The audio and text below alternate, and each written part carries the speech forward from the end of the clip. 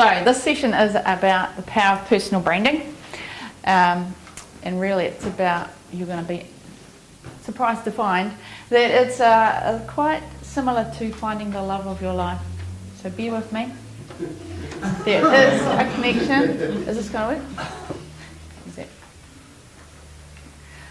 So you've heard of when Harry met Sally? Is it Sally met Harry? Something like that. Well, this is my vision. This is called How Rachel Met Craig. And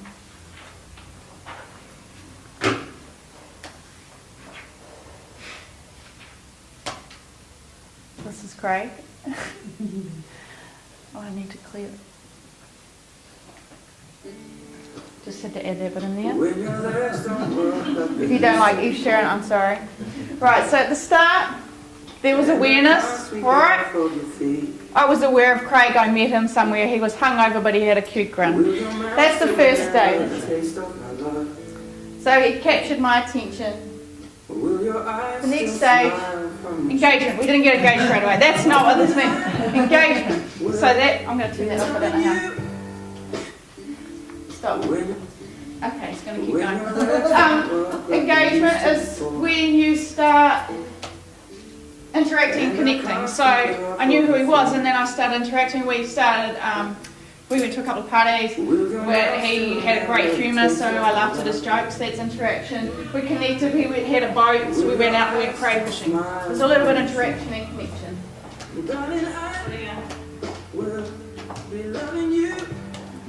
And then there's a stable connection. I should be able to turn that down, but I don't know how. We had some shared interests, and we went out, we had planned meetings, so we went to the movies together, that kind of thing. And then at the last stage, there's loyalty. We trusted each other, we introduced each other to our friends and families, and we were committed to each other. So that's the whole process of finding the love of your life, and ideally it's monogamous, so that's where you go, and then you have your ups and downs and you stay together. Right? But there'll be the difference being with personal branding, it's a more of a polygamous relationship. So this is us now, and it's just showing you how we're happy families. All right, so this photo here is telling you about me. So instead of me introducing myself, I'm going to ask from this photo, who is Rachel Ross? So this is what people are doing all the time when you're sharing images on your social media. They're looking immediately at an image, and they're going to get an impression of you, and they're going to figure out a story about you in their heads, whether it's the one that you're trying to give them or not. So ideally this is the one I'm trying to give you. So I'm going to ask you, who is Rachel Ross from that photo? Mother. A mother? A loving mother. Well, thank you. There might be things that you get from that, such as, I love the outdoors. I like being outside. I'm often barefoot. I'm not fancy. I'm not wearing high heels, and I don't care if I've got dirty, wet knees. I like cuddles. And things that you might not get from this, but that are me, as that I am. Come in. It's all right. Nice. We just started because we didn't want to. Sorry, make... other one ran over. Yes, it's okay. Hi. So I've just started explaining how personal branding is like finding the love of your life. You missed out on Ed Sheeran, but he will be back later. I've got another bit of music. And so I'm just talking now, I'm trying to introduce myself. So I am Rachel Ross. I'm showing you how an image can actually tell a story for you. And for me, this was all about showing how I'm a mother as well as as being a photographer, and how I'm loving and caring and like the outdoors, and I'm just down to earth.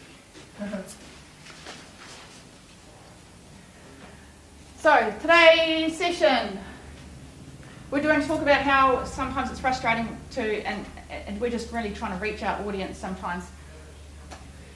We're going to talk about the concept of personal branding and how it actually relates to finding the love of my life. And we're going to find out about how you can define your unique personal brand. So just really thinking about you, yourself, what you want to share. start using your personal brand, what you can actually, once you've defined it, how you can go out and start using it now.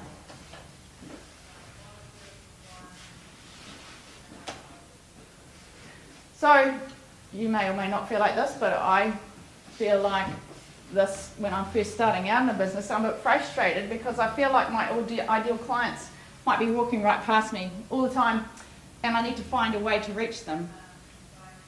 And for me, so I'm passionate about helping people with a purpose to, connect and reach with the audience, not only to grow their business, but so that they can add value to the lives of others. So it's not that I want to reach them just for me, but I really want to reach other people because I know that I can add value. I know that what I have to offer for some people is going to make a difference for them. So the real problem isn't that people don't require your service or products. It's that, or that you wouldn't provide amazing products or services. The problem is that they don't know you yet and they don't trust you yet. So how do we reach our ideal audience and convert them into clients? So if you most people went to Kayleen Moore's session this morning, and she was very, very similar, but I'm just going to go a bit more in depth about actually, she was talking about images and sharing and doing all that thing on all those things on Facebook. I'm going to go a little bit further with it. So personal branding is a little bit more in depth. But I really want to kind of get an idea of what you know or have heard about personal branding and what you think of it, so that I know I'm not just going to go blur on stuff that you already know or already understand. So who's heard of the jargon personal branding? Have you gone and read about it? Have you read any articles? What have you heard? What do you think of it or understand of it? Yeah, I have a few friends who have their own personal brands, and it's all about aesthetic. It's all about, I guess, what parts of their life are up for grabs in terms of if they turn it into content on social media, because that's how they run a lot of their personal brands. They'll have like websites and like email campaigns, and then they'll have exclusivity for signing up to email campaigns for some things, or they'll run it that way. So when you're talking about their personal brand, are you talking about that's their personal business brand or they're just themselves? It's their, I guess it's their personal business brand. Okay. Yeah, so it's like that's All right. their business, or they're developing their brand for the purpose of being able to, I guess, leverage it or convert it. That's into probably something. more like, so your personal brand is it's separate in a way to your business brand, but as you say, you're using your personal brand to build up relationships with people who then become aware of your business brand as well, and then it's a flow on. What were you going to say or share about it? Well, it's just really making people aware of who you are and where you are, more so than what you're trying to sell them. Yes, you are more than what you are as a business person, exactly that. And you still want to tell the story of you as what you are in business. So are there any questions that I would hope to answer during this session around personal branding? Could you almost say that personal brand then is business brand without the agenda of trying to sell something? You kind of work maybe. It's got a different feel to it than a business brand, because yes, what I'm going to say is you want to work on your personal brand similarly to how you'd plan your business brand, but it's less of making something up, it's more delving deeper to find out who you really are rather than coming up with something which you do for your business brand. So yeah, any other questions? So the concept of personal branding, and now you find out how it's similar to finding the love of my life. So the new trend of personal branding is really just an old tradition, and it's about not being afraid to be yourself and share who you really are. Not hiding behind and thinking that everyone just wants to know about your products and your business, because it does help to step out and just really know who you are, be proud of it and share it.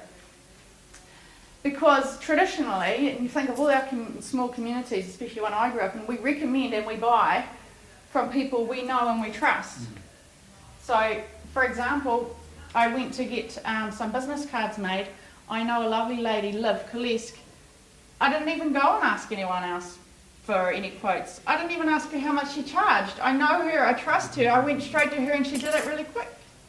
So we buy and we recommend people we know and we trust.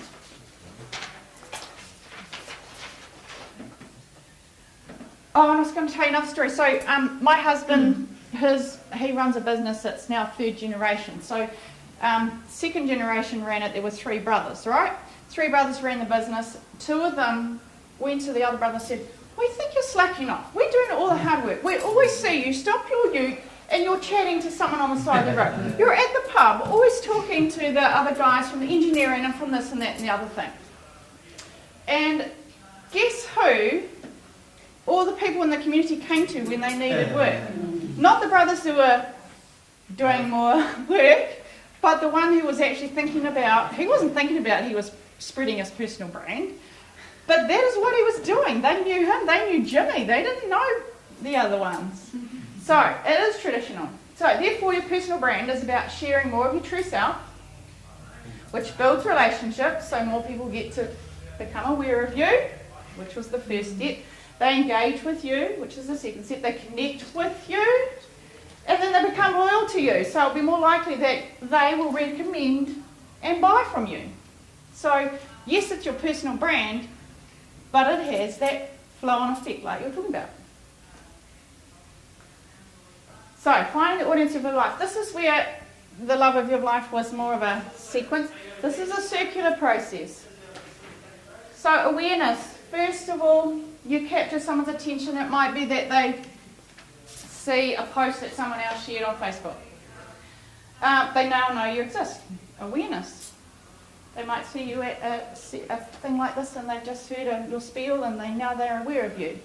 Engagement. So then they kind of check you out. They might not check you out, but they check out your website, or they might grab your business card. They might go on your Facebook page. They might like a post, and they might just, I don't know, go on your Twitter page as well and make one little comment. And then, hopefully, so there's probably only actually 2% that go from here through to here. So you've got to think about that too. You might be a whole lot of people become aware of you at some point, but there's only a few that trickle through to this point, and then a few that trickle through to there and through to there. So stable connection.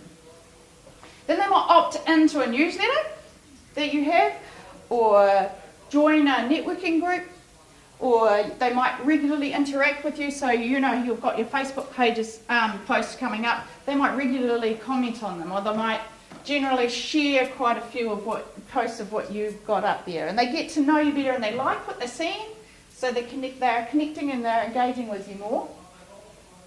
Then you had your next step, which was loyalty, and then they become committed to you. They love you, they know you, they trust you, they buy from you because they think you're the bee's knees. And then that's when the circular process kicks in, because they recommend you. They become your alpha audience. Some of these people, the very minute percent that come around here, will do a better job for you of marketing for you than 1,000, that probably seems like a lot to me but not to other people, 1,000 little flyers in mailboxes, because they love you and they're telling everyone else about how amazing you are. They're promoting you, and they know that you added value to their lives because they bought from you, and so they want others to know you too, because they want others to have value added. And it keeps coming round because, it doesn't go on this one, it keeps coming round because then other people become aware of you because they've been told, and it goes round. So, your personal brand is the total experience of someone having a relationship with who you are and what you represent as an individual. Now, the scary thing is, when you think about it, everyone has a personal brand. Whether you're intentionally working on it or not, you have put across to people your personality. Some people will know you differently and better than others, but when you've had an interaction with someone, or you've put a photo on Facebook and they've seen it, they have got an impression of you. So you have a personal brand, whether you're intentionally working on it or not. So therefore, there's some of us down here who've got a poor personal brand. We're not very well known. We might offend people sometimes, and we don't really get the implications because we're not really understanding that they go out and talk to someone else who talks to someone else who talks to someone else, and then we've got actually a pretty poor personal brand, and we're wondering why not many people are coming in to buy our services or products. So you kind of have an okay personal brand where you're well known by some people and you really value and look after your loyal customers, and you post sometimes on Facebook and you share a little bit on Twitter, but it's pretty ad hoc and you grab a photo from there or a little snippet from there and it's just a little bit of something, but you don't think it really works. Facebook's a waste of time because nothing really comes of it. And then you've got your superstar personal brand who knows that they have to keep feeding the pipeline. We talked about the 2% keep going around. If you don't keep feeding the pipeline and getting more people aware of you by constantly getting yourself out there, like Kayleen was saying, get yourself known and out there in all sorts of different ways and do it often and regularly. If you're not constantly doing that, then how are you going to keep feeding the pipeline and keep getting people through? So if you're doing this, you're probably, I know personal branding is often talked about social media, but it's not just social media. But if you think about your community and you're buying and recommending, social media is offering you the potential to reach a huge audience, but you still want to work your personal brand in person as well. So you can carefully define your story then and do what we're talking about today, which is define your personal brand and tell others what it is about you, or you could leave it up to them to come to their own conclusions, which most of us do at the moment, but they might not be the conclusions you want them to come to. So who do you remember? Do you remember, well you'll remember, there's MasterChef, right? New Zealand MasterChef. Who do you remember out of these two? Can you see them? You remember both? Okay, well shit. Do you remember any of them? Either of them? Who do you remember? Sorry? I think it's, she really does like the countdown recipes. She does recipes. Yeah, food bag. Yep, My Food Bag. She's got her own magazine. Yes, she's got her own magazine, which is called Nadia. Nadia. So her name is Nadia Lim. Does anyone remember him? I can only get Brett McGregor. Brett McGregor. Holy cow. Yeah, I had to look it up. That's Nadia Lim. That's Brett McGregor.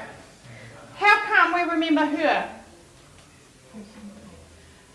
She had something that she stood for. Do you remember she's already a nutritionist when she did it? Not that I watched it all, but she already had something she stood for. And she also shared, like, there's often magazines out there, and that was her and her family and her business, and her photos normally have her interacting with people. I'm not sure what he does now, but he does something.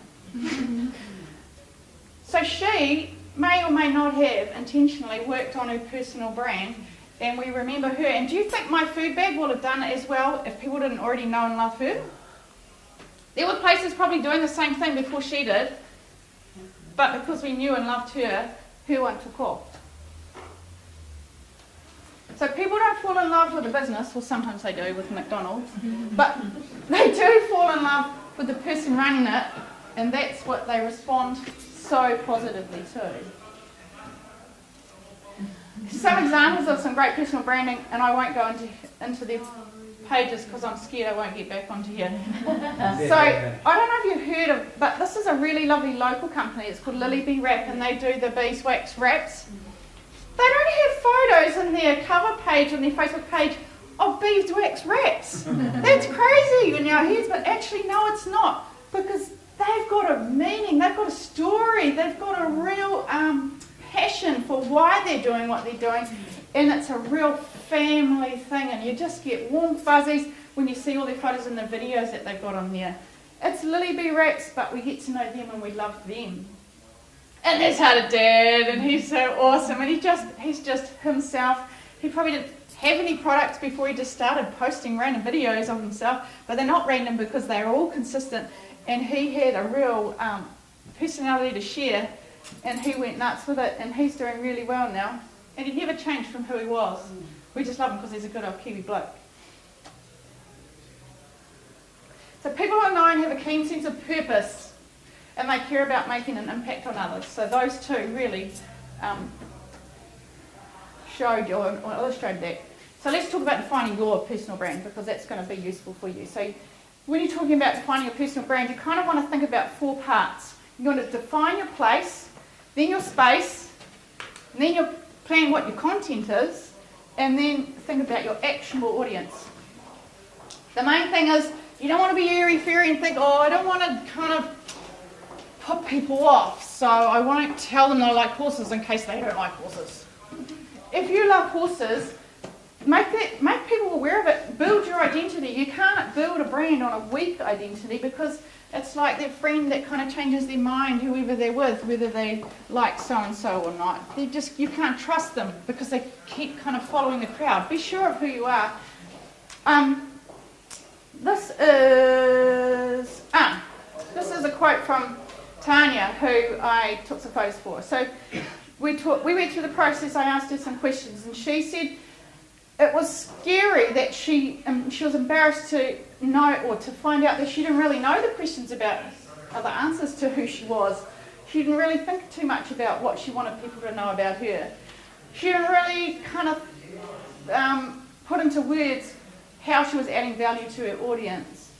And she really had to think about who the people were that she was trying to reach out to, because if she hadn't thought about what they will connect to, then she didn't know what to share. Does that make sense? You think about what the audience wants. I think even Kayleen talked about that. So think about what you really stand for. And when I talked about place, space, content, and actionable audience, you can kind of make up your own little personal brand pyramid. So the place is, you need to be known for something. So I'll show you some examples after. In the space you're going to use, could be Facebook, could be YouTube. The content, and how's it going to make a difference to people and the audience. Example, How to Dad Guy. He's known for his Kiwi dadding techniques. That's his place. Via videos on YouTube, that's his space. He entertains people with his tongue-in-cheek humour, that's his content. And it's for parents who like to see the lighter side of life, so that's his audience. So your brand is not about you, it's about how others experience you. So you've got to think about that. Others are going to be experiencing you. What are they going to say about you when you've left the room? If I left the room right now, I'm really hoping you're going to say some great things, but you might not. So I've got to think about how I'm putting myself across to you. So I'm going to help you go through some activities to choose your place. So finding your passions and strengths is the starting line to finding your place. What will you be known for, and what are you or could you be an authority in? IT, stress VIT. That's a massive, massive area, and there's people all over the place, all over the world, probably with content around IT. So first you need to know yourself and your personality. So there's some activities.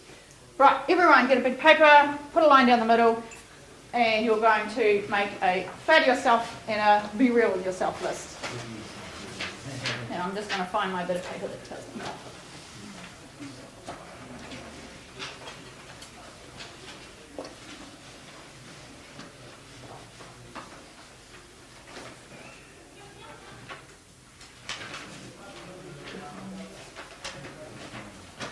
Rightio, flatter yourself list. Bear with me. Draw a line down the middle. You're going to make a to list. So on your flatter yourself list, you're going to write down all the things that you're just incredible at. All the things that you excel at. 5 minutes? I'll do this one and then all the things you excel at.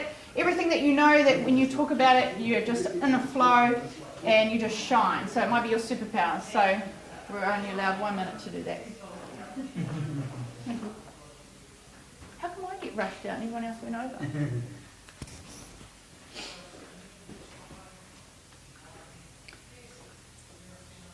Right, one more thing. I know you've got one more. All right, other side is your be real with yourself list. So your be real with yourself list is all the things that you suck at, the stuff that you struggle with, the stuff that you just avoid outright.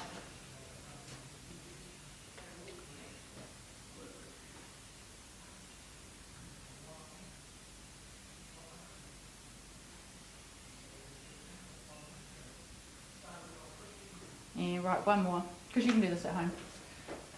Alright, so that's going to start you kind of on your track of what am I wanting to be known for, and what do other people say to me, oh, you're really good at this. Okay, the next thing, don't do it now, but I'll just write them down so you know what to do when you get home if you want to. When do you feel most alive? Think about that. Like for me, it was outside. Being outside, walking, doing something active. Write 5 words that you feel describe you most or best. And then write 5 words that you expect others would describe, how they would describe you. Or even go and ask a friend or a work colleague or anyone. Ask them, people who know you fairly well, what words they would use to describe you. And see if they're the same. See if what you think you're giving off is the same as what you are giving off. Oh, we've got to do this one, unless she comes in and beats me up. Right. This is a visualise your future, and this is really powerful. Close your eyes. Right, listening. You're imagining yourself in 2 years in the future. Because of your achievements, you're a sought-after guest for podcast interviews. On this day, you're preparing for a show. Thousands of people from around the world will hear what you have to say. What questions are you being asked on the podcast?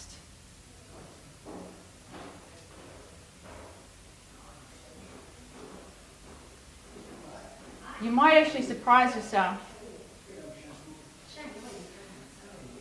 And we'll stop there, but I can give you some more ideas if you want me to.